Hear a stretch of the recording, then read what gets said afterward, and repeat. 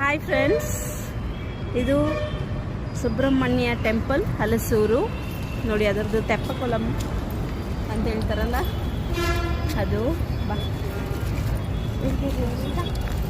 ತುಂಬ ಚೆನ್ನಾಗಿ ಈ ಟೆಂಪಲ್ ಟೈಮಲ್ಲೆಲ್ಲ ತುಂಬ ಚೆನ್ನಾಗಿ ಪೂಜೆಗಳು ನಡೆಯುತ್ತೆ ಫ್ರೆಂಡ್ಸ್. ಇಲ್ಲಿ ಮುರುಘಾ ಸುಬ್ರಹ್ಮಣ್ಯ ಸ್ವಾಮಿ ಇದ್ದಾರೆ, ಅವ್ರನ್ನ ನೋಡೋಣ. ತುಂಬ ಎತ್ತರಕ್ಕೆ ಮಾಡಿದ್ದಾರೆ, ಅದೆಷ್ಟು ಫೀಟ್ ಇದೆ ಅಂತ ಹಾಕಿರ್ತಾರೆ, ನಾನು ಹೇಳ್ತೀನಿ. ಮತ್ತು ಇಲ್ಲಿ ನೋಡಿ, ಒಂದು ಡಕ್ ಸ್ನಾನ ಮಾಡ್ತಾ ಇದೆ, ಅದನ್ನು ನೋಡ್ಬೋದು ನೀವು.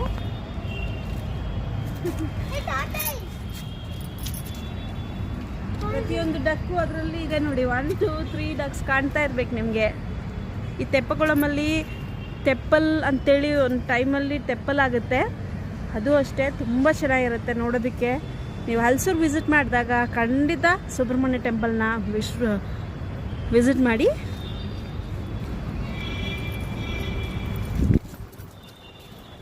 ನೋಡಿ, ಇಲ್ಲಿ ಆಲದ ಮರ ಇದೆ, ಆಲದ ಮರ ಇದೆ.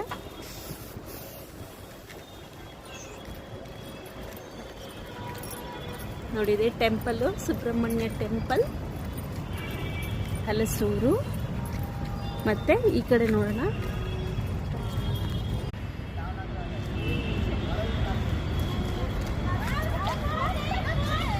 ಈ ಸುಬ್ರಹ್ಮಣ್ಯ ಸ್ವಾಮಿ ಬಂದು 26 ಅಡಿ ಎತ್ತರವಾಗಿದೆ.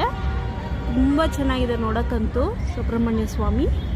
ಖಂಡಿತ ಹಲಸೂರಿಗೆ ಬಂದವರು, ಹಲಸೂರಲ್ಲಿ ಇರೋರೇ ನೋಡಿದಾರೋ ಇಲ್ವೋ ಗೊತ್ತಿಲ್ಲ, ಅದರಿಂದ ನಿಮಗೆಲ್ಲ ಶೇರ್ ಮಾಡ್ತಾ ಇದ್ದೀನಿ ಫ್ರೆಂಡ್ಸ್. ಖಂಡಿತ ಬಂದು ವಿಸಿಟ್ ಮಾಡಿ. ಇದು ತೆಪ್ಪಗೊಳಂ ಅಂತ ಹೇಳ್ತಾರೆ. ಅದಕ್ಕೆ ಎಂಟ್ರೆನ್ಸ್ ಬಂದು ಆ ಕಡೆ ಇರುತ್ತೆ, ಅಲ್ಲಿಂದ ಇಷ್ಟು ದೊಡ್ಡದಾಗಿ ಕಾಣುತ್ತೆ ನೋಡಿ.